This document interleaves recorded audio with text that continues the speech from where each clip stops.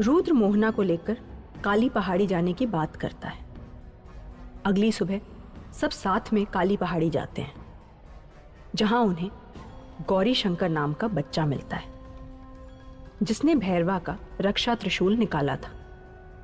इससे पहले कि वो उस बच्चे को वहां से ले जा पाए, मोहना, साक्षी और सिद्धार्थ पर काली ताकतें हावी हो जाती। आखिर अकेले कैसे लड़ेगा रुद्र इन सबसे? जानने के लिए सुनिए आगे की कहानी। नरबली मंत्र की गूंज पूरी काली पहाड़ी में छा गई। साक्षी और मोहना दोनों ही अपने वश में नहीं थे। दोनों लड़कियां गौरी शंकर को बड़ी बेदर्दी से घसीटते हुए घने कोहरे में गुम गई। रुद्र के कानों में गूंजती गौरी की मदद की चीखों ने मानो उसमें जान फूंक दी थी।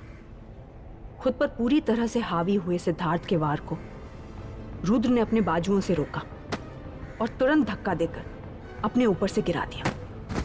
सिद्धार्थ के हटते ही रुद्र सतर्क होकर खड़ा हो गया और उससे बोला, सिद्धार्थ, होश में आओ। इस काली शक्ति के वश से बाहर निकलो, इससे पहले कि बहुत देर हो जाए। सिद्धार्थ पर रुद्र की बात का कोई असर न हुआ।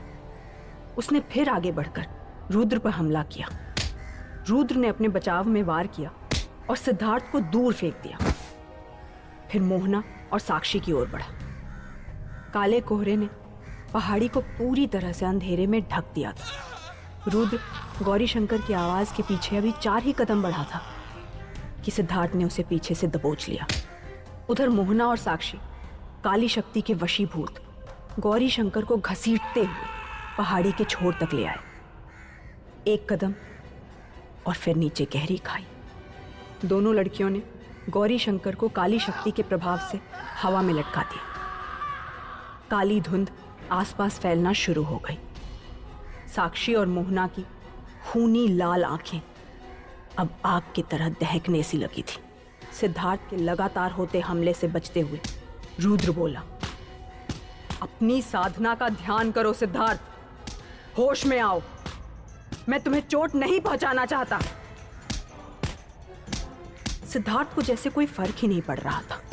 उसके वार रुक ही नहीं रहे थे। रुद्र की लड़ाई तब और भी मुश्किल हो गई जब सिद्धार्थ के पीछे से काली धुंध अध जले सड़े कंकालों का रूप लेने लगी। किसी के खोखले चेहरे से कीड़े रेंग कर निकल रहे थे, तो किसी का शरीर मोम की तरह रिस रिस कर टपक रहा था। काले गहराते अंधेरे में यह नजारा और भी भयानक होता जा रहा था। रुद्र चारों तरफ से कंकालों की फौज से घिर गया। सिद्धार्थ के होठ सिले हुए थे, लेकिन अंदर से वही भयंकर आवाज निकली जिसने मोहना और साक्षी को भी कब्जे में कर रखा था। सिद्धार्थ के एक इशारा करते ही सबने एक साथ रुद्र पर धावा बोल दिया। पीछे से कुछ ने रुद्र को जकड़ लिया और कुछ सामने से वार करने लगे। रुद्र उनके बीच घिरा जकड़ा सिद्धार्थ को उस काली शक्ति के वश से निकलने की गुहार करता रहा, लेकिन सिद्धार्थ ने आगे बढ़कर उसकी गर्दन पकड़ ली। इधर रुद्र की जान खतरे में पड़ गई थी और दूसरी तरफ गौरी शंकर को निगलने के लिए काली शक्ति तेजी से बढ़ रही थी। जिस खाई के ऊपर उसे लटका रखा था, उसके नीचे से काली धुंध का एक छोटा सा बवंडर बनना शुरू हो गया था, जो गौरी शंकर को निगलने के लिए उसके पैरों की तरफ बढ़ रहा था। गौरी शंकर के हाल से अनजान और कंकालों से घिरे हुए रुद्र को इतना तो अंदाजा था कि उसके पास समय बहुत कम है। रुद्र ने गहरी सांस भरी और ध्यान करके महामृत्युंजय मंत्र का जाप करने लगा। अचानक चारों ओर चीखों का शोर मच गया। एक एक करके सारे कंकाल लड़खड़ा कर गिरने लगे और गहरे कोहरे में हवा की तरह घुल गए। सामने सिर्फ सिद्धार्थ बचा था। कंकालों के गायब होते ही रुद्र नरबली मंत्र की गर्जना को जोर से सुन पा रहा था। ये इस बात का अंदेशा था कि गौरी शंकर की जान बस कुछ ही सांसों में खत्म होने वाली थी। जैसे ही काली धुंध के बवंडर ने गौरी शंकर के पैरों को छुआ, उसकी दिल दहला देने वाली दर्दनाक चीखें रुद्र तक पहुंच गईं। इस बार रुद्र ने सिर्फ अपना बचाव नहीं किया, बल्कि मौके की नज़ाकत और ज़रूरत को समझते हुए सिद्धार्थ पर सामने से वार किया। एक पत्थर लेकर उसके सर पर दे मारा। खून से लथपथ सर लिए जब तक सिद्धार्थ संभलता, रुद्र गौरी शंकर को बचाने के लिए पहाड़ी की छोर की तरफ भागा।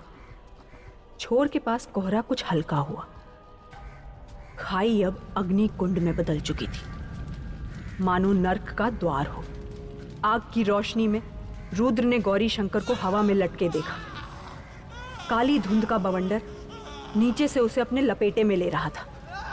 मोहना और साक्षी अपनी हथेलियां कुछ ऐसे उसके ओर किए खड़ी थी जैसे उनमें से निकली अदृश्य रस्सियों ने गौरी शंकर को बांध रखा हो। रुद्र ने मोहना और साक्षी को आवाजें लगाई, लेकिन उन्हें कुछ सुनाई नहीं दिया। उसने साक्षी पर हाथ रखकर महामृत्युंजय मंत्र पढ़ना शुरू ही किया था कि सिद्धार्थ ने उसे पीछे से घसीटकर दूर फेंक दिया। एक बार फिर सिद्धार्थ काली शक्ति की ढाल बनकर रुद्र के सामने आ गया। मोहना पर काली शक्ति का ऐसा गहरा असर हुआ था कि शरीर की नसें पूरी तरह से उभरकर फैल गई थी। उसका चेहरा काला पड़ने लगा था। रुद्र सिद्धार्थ का डटकर मुकाबला कर रहा था, लेकिन गौरी शंकर को बचाने का समय बहुत कम था। वो सिद्धार्थ को गहरी चोट नहीं पहुंचाना चाहता था, लेकिन इसी वजह से बार बार वो उसके रास्ते में आड़े आ जाता था। अगर गौरी शंकर की बलि पूरी हो गई तो रुद्र ना सिर्फ उस बच्चे को, बल्कि मोहना, साक्षी और सिद्धार्थ को भी हमेशा के लिए खो देगा। जैसे जैसे वो काला बवंडर गौरी शंकर को धीरे धीरे निकल रहा था, रुद्र की उम्मीदें कमजोर पड़ती जा रही थी। उसे नहीं लगा कि वो समय रहते कुछ भी कर पाएगा। ऐसा लग रहा था जैसे काली शक्ति ने मोहना के शरीर पर सबसे मजबूत तरीके से अपनी पकड़ बना ली है। देखते ही देखते बवंडर गौरी शंकर के घुटनों तक पहुंच चुका था। चीख चीख कर उसका गला रूंध गया था। रुद्र की आंखों के सामने सब खत्म हो रहा था। तभी एक जाने पहचाने आदमी की आवाज ने सबका ध्यान खींचा। मोहना! मोहना को ढूंढते ढूंढते कोहरे के पीछे से विशाल वहां आ पहुंचा। इतने समय में पहली बार मोहना ने गौरी शंकर से ध्यान हटाकर पलट कर देखा। चेहरा आधा काला पड़ा था और आंखें अभी भी खूनी दहकती लाल। वो गुस्से में गहरी सांसें भर रही थी। क्या विशाल मोहना को समय रहते काली शक्ति के चंगुल से छुड़ा पाएगा? क्या रुद्र गौरी शंकर के साथ अपने दोस्तों को बचा पाएगा? या फिर अब विशाल और रुद्र काली शक्ति का अगला शिकार बनेंगे? आगे की कहानी जानने के लिए सुनिए।